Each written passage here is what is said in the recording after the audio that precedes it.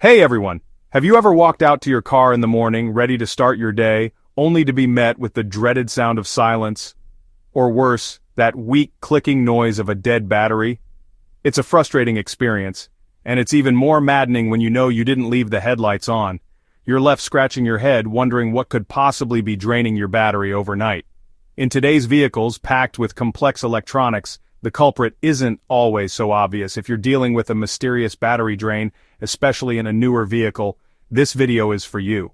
Stick with me because we're going to dive deep into a very common, yet often misunderstood, cause, and importantly I'll also break down what a diagnosis and potential fix might cost, so you can be prepared and informed before you even talk to a mechanic.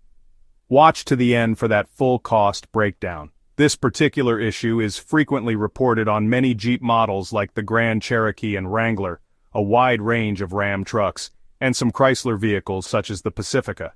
The common thread here is that these vehicles often share electrical architecture and infotainment systems from their parent company, Stellantis, formerly known as FCA. If you've been searching online, you may have stumbled upon official-looking documents like NHTSA ID 102-20697 or something called a star case, specifically S1708000118.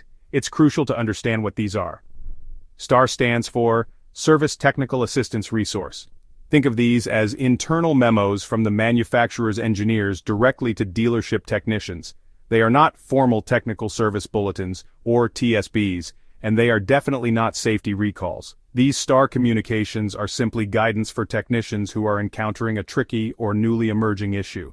They provide information and diagnostic pointers, so it's very important to remember. These documents are not recalls. Finding one online doesn't mean the manufacturer is obligated to perform a free repair, especially if your vehicle is out of warranty.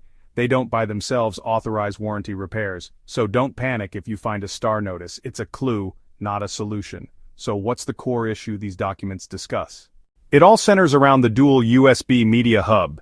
In many of these vehicles, this hub can stay powered on even after you've turned off the ignition and locked the doors.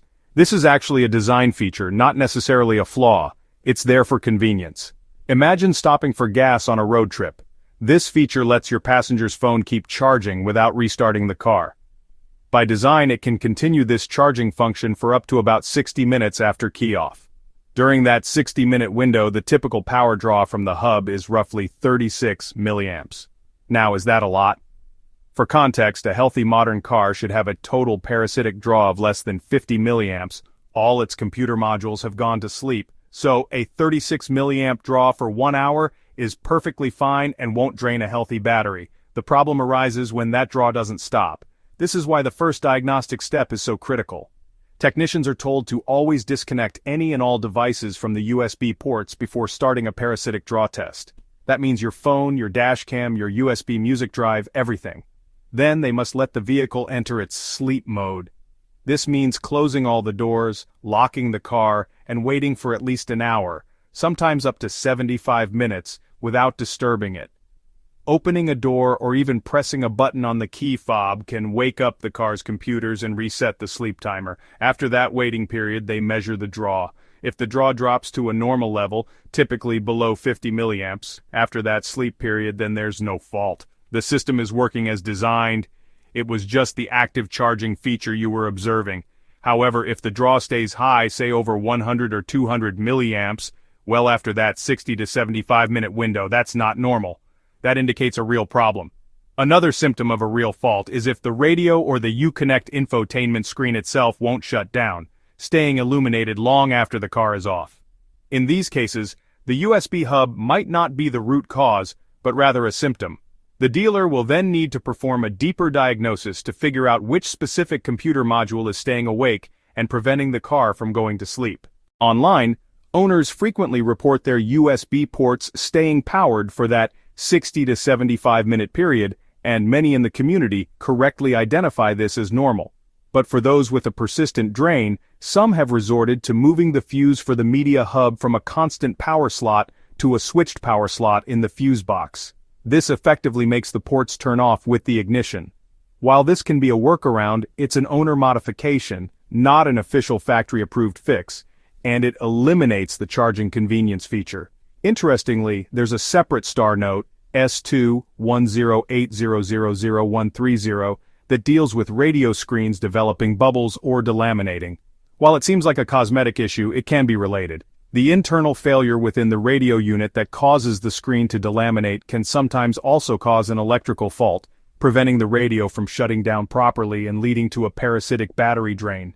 But again, just like the other star note, this is informational guidance for technicians.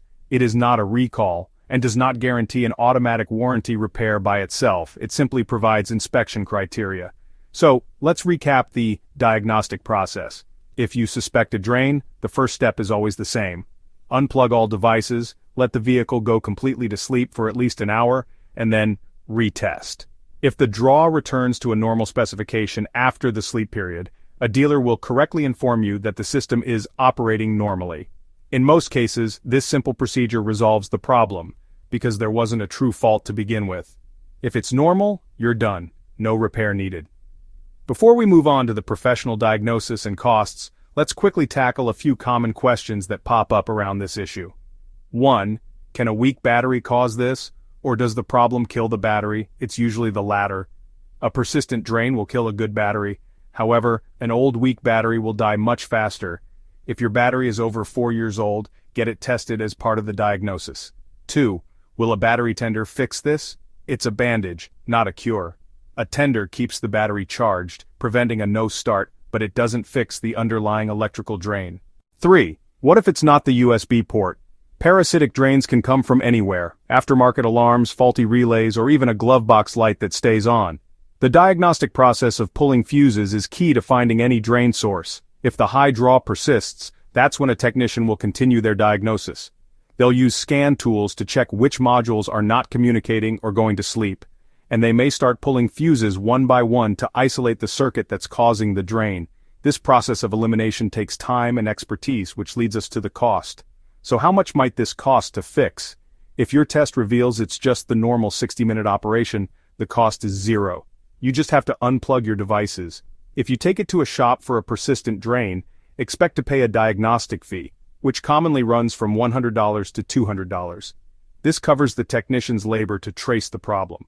The actual repair cost depends entirely on what has failed. If it's just the USB hub, the part might be around $100 plus an hour of labor.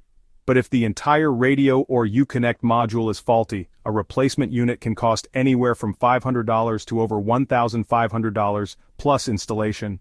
Your most practical first step is always to unplug, wait an hour, and retest. This simple, free action clears up the vast majority of mistaken battery drain reports.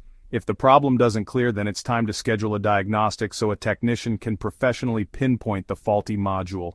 Always get a detailed estimate for the actual repair before authorizing any work. Remember, the star communications are your clues, not your golden ticket. They are guidance for the tech, not a recall or an automatic warranty fix. If this detailed breakdown helped you understand this tricky issue, please give this video a like. And if you've experienced this mysterious drain yourself, share your story in the comments below. What did you find? Be sure to subscribe for more in-depth car fixes and diagnostics. Thanks for watching. Drive safe.